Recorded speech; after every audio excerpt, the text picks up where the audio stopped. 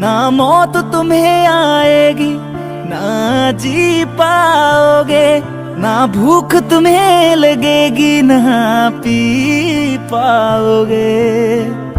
रो भी ता होना नहीं, सौ भी ता होना नहीं, रो नहीं होना, सौ नहीं होना, याद मेरी तड़पाएगी।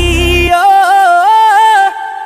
मेरा दिल तोड़ने से पहले ये सोच लेना बारी आपकी भी आएगी।